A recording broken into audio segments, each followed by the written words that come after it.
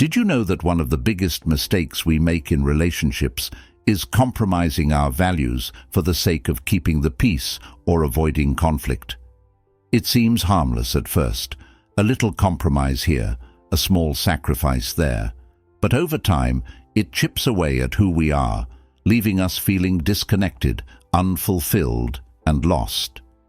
If you want relationships that genuinely enrich your life and help you thrive, you need to approach them with clarity, self-respect, and the courage to stand by your values.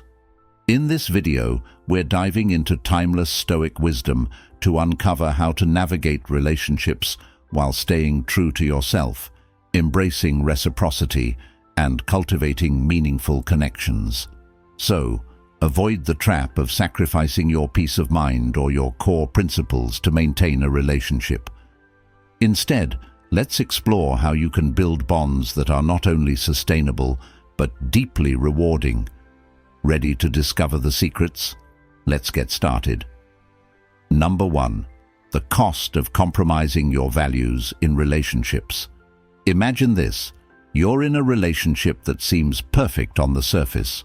The laughter, the shared moments, and the promises of a future together create a warm and comforting bubble. For a while, it feels like everything you ever wanted, but slowly, almost imperceptibly, things begin to shift. Maybe it's a request to skip out on something important to you, a comment that asks you to tone down who you are, a quiet pressure to let go of a principle that defines you just this once. It's so small at first, isn't it? Barely noticeable, but then it happens again and again. One small compromise becomes a pattern. You're no longer sure where their wants end and your identity begins. You start to feel a hollow ache, a whisper that something's not right.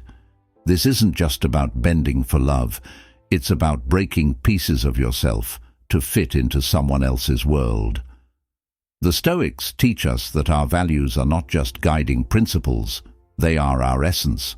Marcus Aurelius, the Roman emperor-philosopher, once wrote, "Never esteem anything as of advantage to you that will make you break your word or lose your self-respect." Yet, here you are, bargaining away pieces of yourself for the sake of the relationship. Think back to the moments when you stood firm in your beliefs, when you chose integrity over convenience. How powerful did that feel? Maybe it was standing up for someone, refusing to take the easy way out, or simply saying no to something that went against your morals. Now contrast that with the times you felt compelled to betray those same values. That nagging discomfort, the feeling that you let yourself down, it lingers, doesn't it? Why do we do it? Perhaps it's the fear of loss, of rocking the boat, or of being alone. But the cost of compromising your values is far greater than the fear of losing a relationship. Over time, it erodes your identity, leaving you wondering who you've become. It's not just about the relationship anymore, it's about the relationship with yourself. Number 2. Living with integrity. Lessons from the Stoics. Have you ever looked back at a moment in your life and felt an overwhelming sense of pride for sticking to your principles? Maybe it wasn't the easiest path to take. Maybe it cost you friendships, opportunities, or even love. But something about standing firm in your integrity felt unshakable, didn't it? That's the power of living in alignment with your values. The Stoics believed that integrity isn't just an ideal, it's the bedrock of a good life. Epictetus, a former slave-turned-philosopher, emphasized that no external force can take away your ability to live virtuously unless you allow it. "No man is free who is not master of himself," he said. But how often do we surrender this mastery in the name of relationships? Think about the stories you've heard growing up, tales of heroes who stood for what they believed in, even in the face of great adversity. There's something timeless about their resolve, isn't there? It resonates with us because it reminds us of our own potential to live with integrity. But in our daily lives, the pull of compromise can be subtle.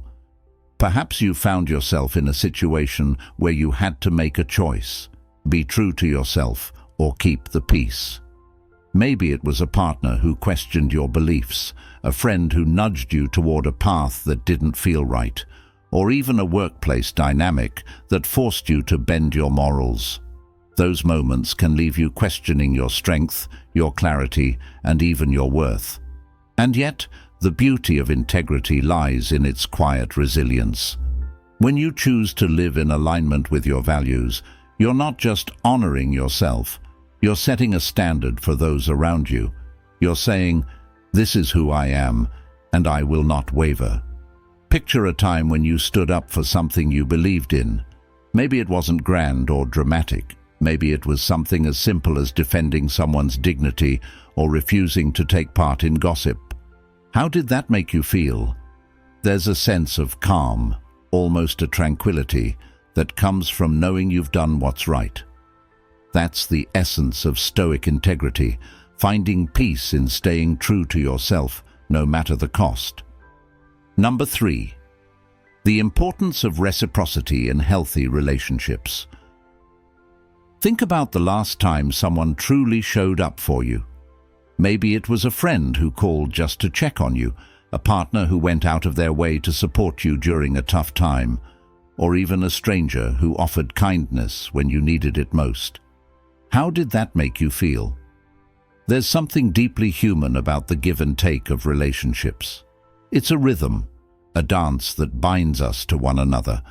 But what happens when that rhythm falters? When the giving becomes one-sided, and you're left wondering if your needs, your efforts, even your presence are valued at all. Maybe you've been there, pouring yourself into a relationship, only to feel like you're standing in a desert, waiting for rain that never comes. The Stoics understood the delicate balance of relationships. They taught that while it's virtuous to give, it's equally important to ensure that the giving is mutual. Seneca, a Stoic philosopher and advisor to Nero, once wrote, "We should give as we would receive, cheerfully, quickly, and without hesitation." But what do you do when the cheer, the quickness, and the effort are absent from the other side? Think back to your childhood, perhaps to moments of unconditional love and care from a parent or mentor. Those relationships likely taught you the meaning of reciprocity, the joy of giving and receiving in equal measure. Now contrast that with a time when you felt used or unappreciated. That sting, the sense of imbalance, is hard to shake, isn't it? In one-sided relationships, the scales are tipped, and it's not just about material exchanges. Emotional reciprocity, feeling heard, valued, and supported, is just as crucial. When it's missing, resentment brews, trust erodes, and the relationship begins to feel like a weight rather than a source of joy. But why do we stay in these dynamics? Perhaps it's hope. The hope that things will change, that the other person will finally see your efforts and meet you halfway. Or maybe it's fear, the fear of loneliness, of starting over, or of acknowledging that the relationship isn't what you thought it was. The truth is, relationships thrive on balance. It's not about keeping score. It's about mutual respect and care. Think about the people in your life who uplift you, who meet you with the same energy and effort you give. Those relationships feel light, don't they? Like a partnership where both of you are invested in each other's happiness. Reciprocity isn't just a nice to have, it's the foundation of a healthy relationship. It's what allows trust to flourish, connections to deepen, and both individuals to grow. Without it, a relationship becomes unsustainable, draining the giver and enabling the receiver. Number 4. Recognizing and addressing one-sided dynamics. Let's take a moment to reflect on the relationships that have shaped you. Picture a time when you felt fully seen and appreciated, where your efforts were met with equal enthusiasm and care. Now think of a relationship where that wasn't the case. Perhaps it felt like you were carrying the weight of the connection alone, like running a marathon with no one cheering at the finish line. It's an exhausting feeling, isn't it? One-sided dynamics are deceptively subtle at first. They creep in slowly, a missed thank you here, an unreciprocated gesture there. At first you might brush it off, convincing yourself it's a phase, or worse, blaming yourself for expecting too much. But over time, the imbalance becomes glaring, and you find yourself questioning your worth. The Stoics believed that relationships should be based on mutual respect and harmony. Seneca wrote, "True happiness is to enjoy the present, without anxious dependence upon the future." But in one-sided relationships, the present is fraught with unease, and the future feels uncertain. You're constantly wondering if your efforts are enough, if you're enough. Think back to your younger self, perhaps in a schoolyard friendship or an early romantic connection. Do you remember the innocence of those early bonds, where giving and receiving felt effortless and natural? Now contrast that with a moment when you felt like you were being taken for granted. The stark difference is almost painful, isn't it? Why do we allow one-sided dynamics to persist? Sometimes it's out of love or loyalty. Other times it's fear. Fear of confrontation, fear of loss, or fear of being alone. But the Stoics remind us that fear is no foundation for a virtuous life. Epictetus taught, "He who is free is the one who lives as he wills, who cannot be hindered, who does not desire what does not belong to him." Staying in a one-sided relationship is, in many ways, a form of bondage, trapped by the hope that things will change, or the belief that you can endure it indefinitely. But recognizing the imbalance is only the first step. Addressing it requires courage and honesty. It's about having the difficult conversations, expressing your needs, and setting boundaries. And yes, it might mean walking away if the other person is unwilling to meet you halfway. Think of a time when you reclaimed your power in a relationship. Maybe it was standing up for yourself, voicing your feelings, or deciding to let go of a connection that no longer served you. That sense of liberation, of self-respect, is a reminder of what you deserve. A relationship built on reciprocity, not obligation. Number 5. Responding to abuse. A Stoic perspective on dignity and self-worth. It's a topic no one wants to talk about, but one that far too many experience: abuse in relationships. Abuse can take many forms: physical, emotional, verbal, or psychological. Each leaves a lasting scar, a mark on the spirit that can take years to heal. Yet many stay in such situations, caught in a cycle of fear, hope, and self-doubt. Imagine for a moment being trapped in a relationship where love is weaponized, where words cut deeper than knives, and silence is used to control. It's a suffocating existence, isn't it? And yet, for those experiencing it, leaving often feels impossible. The Stoics, however, offer a lifeline, a reminder of your inherent worth and dignity. Epictetus, who endured the harsh realities of slavery, knew the depths of suffering. Yet he proclaimed, "You may fetter my leg, but my will not even Zeus himself can overpower." Abuse is a direct assault on that will, an attempt to shatter your sense of self. Think back to times when you felt strong, unshakable, and full of life. Maybe it was a moment of personal achievement, a time when you overcame a challenge, or a memory of being surrounded by unconditional love. Hold on to that feeling, because it's a reminder of who you truly are, worthy, capable, and deserving of respect. Why do so many stay in abusive relationships? Fear, yes, but also manipulation. Abusers often erode your sense of reality, making you question your perceptions, your feelings, even your sanity. They isolate you, making you believe that you're alone and that no one else will love you. The Stoics remind us that while we may not control the actions of others, we control how we respond.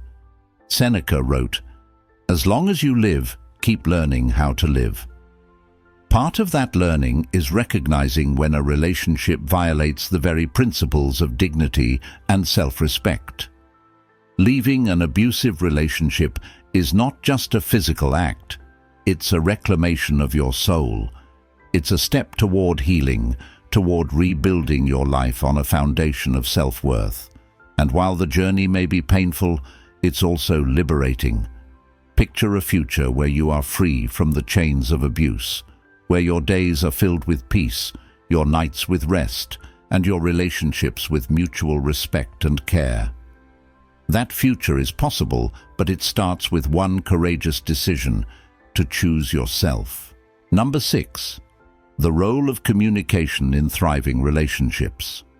Communication is the lifeblood of any relationship. It's how we share our thoughts, express our feelings, and build a connection. But what happens when communication fails? When your words feel like they're falling into a void, and your partner's responses feel like walls instead of bridges? Imagine sitting across from someone you love, trying to explain your feelings, only to be met with indifference or defensiveness. It's like trying to embrace someone through a glass barrier, close, yet worlds apart. That sense of disconnection can be heartbreaking, can't it? The Stoics understood the power of words and the importance of dialogue. Marcus Aurelius wrote, "Be tolerant with others and strict with yourself." This isn't a call to accept poor communication, but to approach it with patience and understanding. Think back to a time when a simple conversation brought you closer to someone. Maybe it was late-night talks with a friend, a heart-to-heart with a loved one, or even a deep conversation with a stranger. Those moments remind us of the beauty and necessity of open, honest communication. But what do you do when communication breaks down? The Stoics would advise self-reflection first. Are you truly listening, or are you waiting to speak? Are you expressing yourself clearly, or are emotions clouding your words? Yet, communication is a two-way street. If the other person isn't willing to meet you halfway, it can feel like navigating a maze with no exit. The key is to remain patient but firm, to express your needs without compromising your dignity. Picture a relationship where communication flows effortlessly, where both parties feel heard, valued, and understood. It's not just a dream, it's a possibility, but it requires effort, vulnerability, and a commitment to bridge the gaps, no matter how wide they seem. Number 7. Overcoming communication breakdowns with Stoic wisdom. Let's delve into the painful moments when words fail us and misunderstandings become the norm in a relationship. Picture a heated argument where voices rise, accusations fly, and the original issue gets lost in a sea of defensiveness and blame. Or perhaps it's the opposite, a deafening silence where the distance between you and the other person feels insurmountable. These moments can leave you feeling helpless, frustrated, and disconnected. But what if we told you these breakdowns are not dead ends, but opportunities? Opportunities to practice patience, wisdom, and emotional growth. The Stoics believed that even in conflict, we could strive for clarity and mutual understanding. Marcus Aurelius once reflected, "Whenever you are about to find fault with someone, ask yourself the following question: what fault of mine most nearly resembles the one I am about to criticize?" This teaching invites us to examine our role in communication breakdowns before pointing fingers. Think of a time when a misunderstanding led to unnecessary conflict. Perhaps a text message was misread or a passing comment hit harder than intended. These are relatable scenarios, aren't they? Communication breakdowns often arise from assumptions and unspoken expectations, which can snowball into tension if left unaddressed. What can we do to bridge these gaps? First, we must embrace the Stoic principle of active listening, not just hearing the words, but understanding the emotions and intentions behind them. Imagine someone truly listening to you, without interrupting or judging. It's a powerful feeling, isn't it? You feel valued, understood, and safe to express yourself. Second, we must learn to articulate our own thoughts with precision and calmness. Seneca reminds us, "It is not the man who has too little, but the man who craves more, that is poor." In communication, this craving for more validation, more agreement, can derail conversations. Instead, approach discussions with humility and a focus on mutual understanding rather than winning an argument. Now let's talk about curiosity. When communication breaks down, curiosity can be a game changer. Ask yourself, why is the other person reacting this way? What are they trying to convey that I might be missing?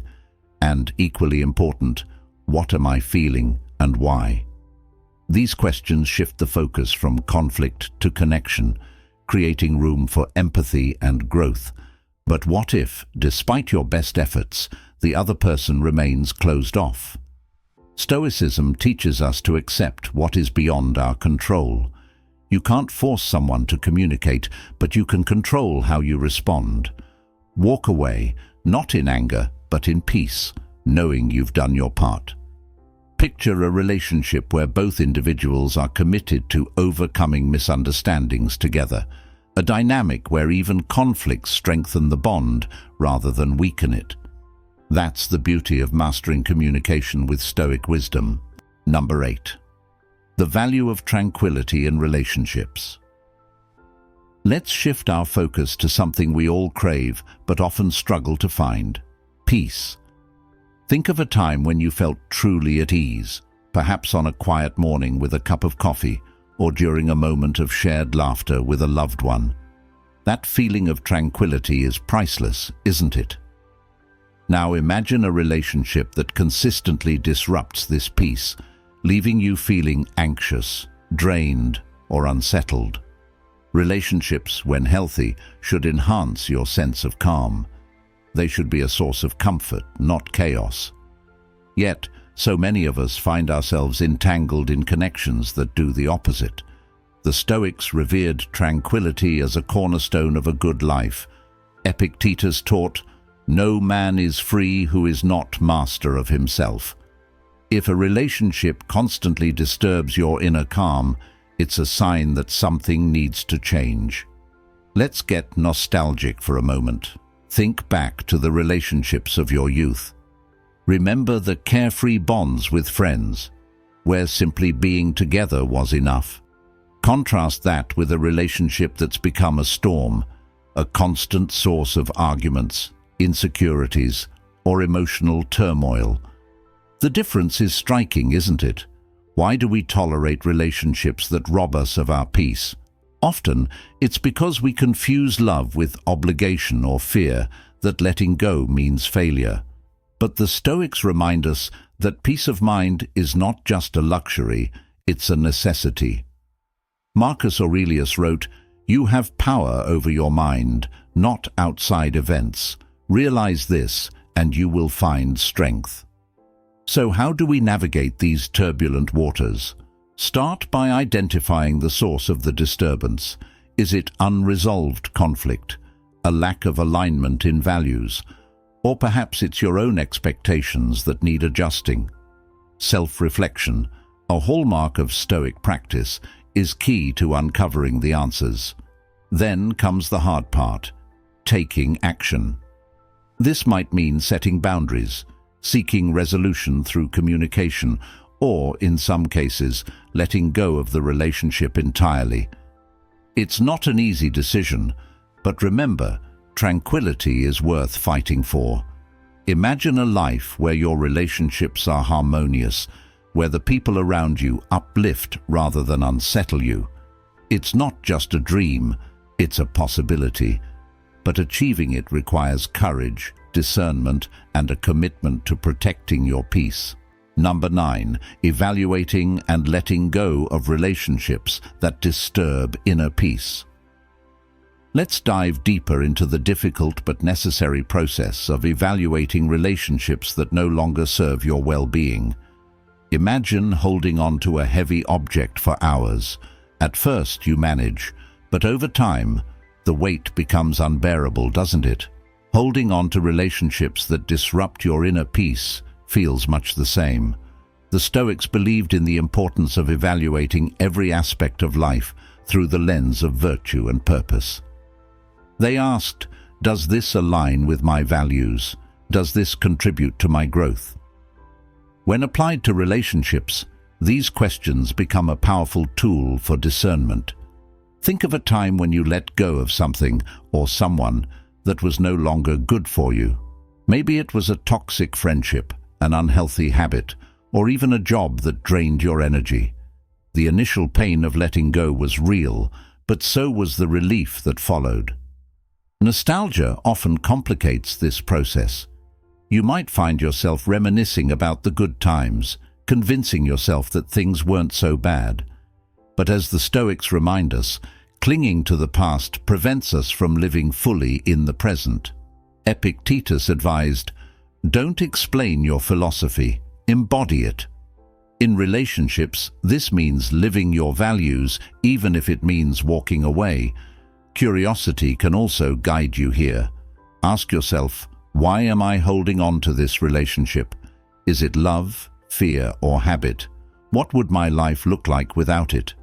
These questions can illuminate truths that were hidden beneath the surface. The process of letting go is painful, but it's also liberating. It's about creating space in your life for relationships that nourish your spirit, align with your values, and contribute to your pursuit of tranquility. Imagine stepping into a future where every connection feels meaningful, uplifting, and authentic.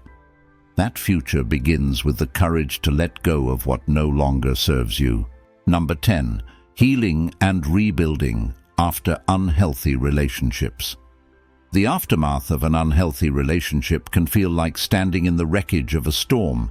It's disorienting, painful, and overwhelming.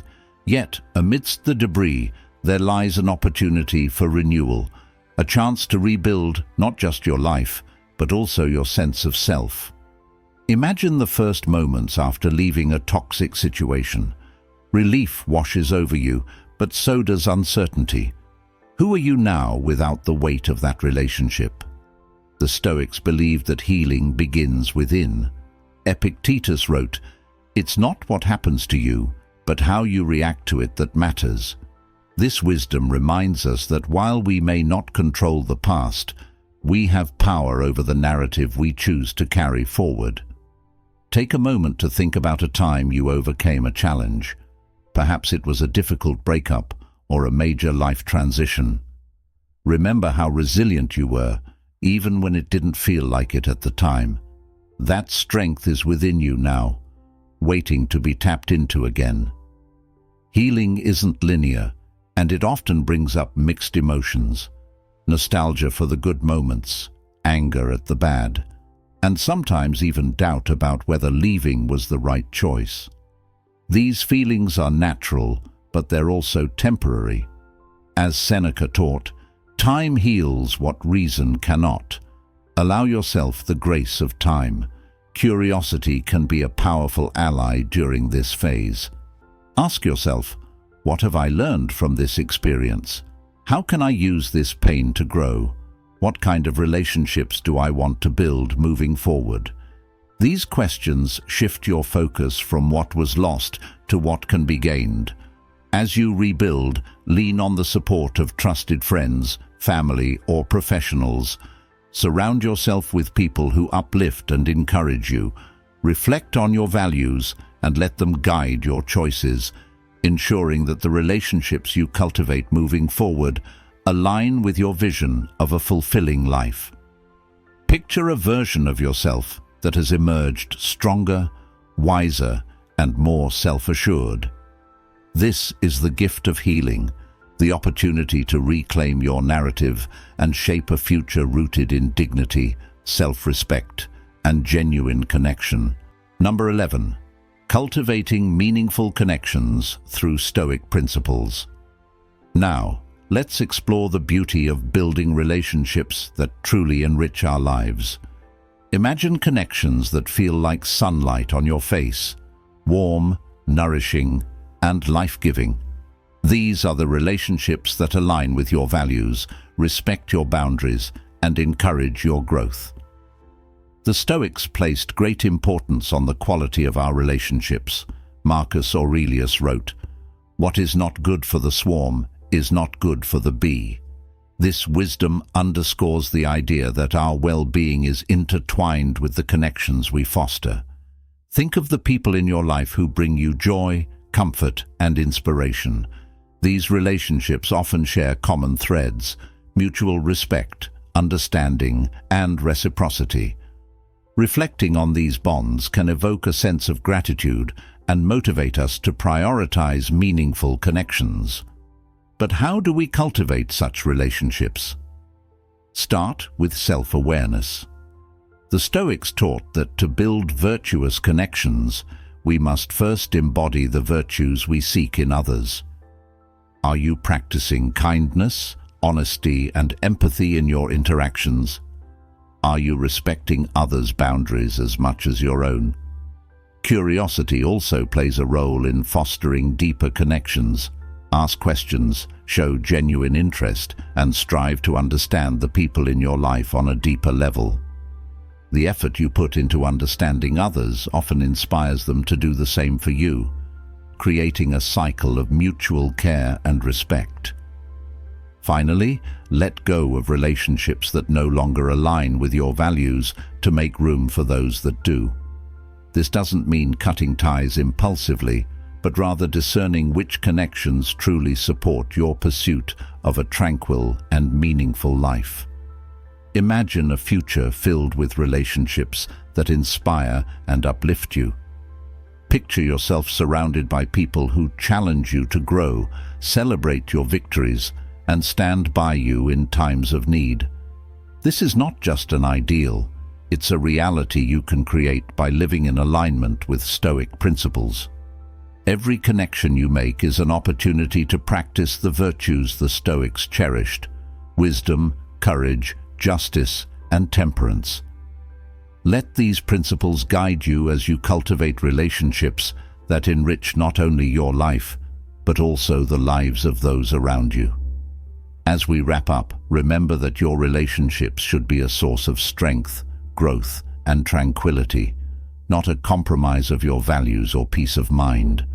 By applying Stoic principles, you can foster connections that uplift you, reflect your true self, and enrich your journey. It's not always easy, but staying true to your core beliefs and embracing mutual respect will lead to a life of greater fulfillment and harmony. Drop a 100 in the comments if you've made it this far. It shows that you're part of the rare 0.01% who actually commit to finishing what they start. If you're ready to take the next step toward transforming your relationships and your life, make sure to join our growing community by hitting the subscribe button. Together, let's strive for a life of virtue, meaning, and connection.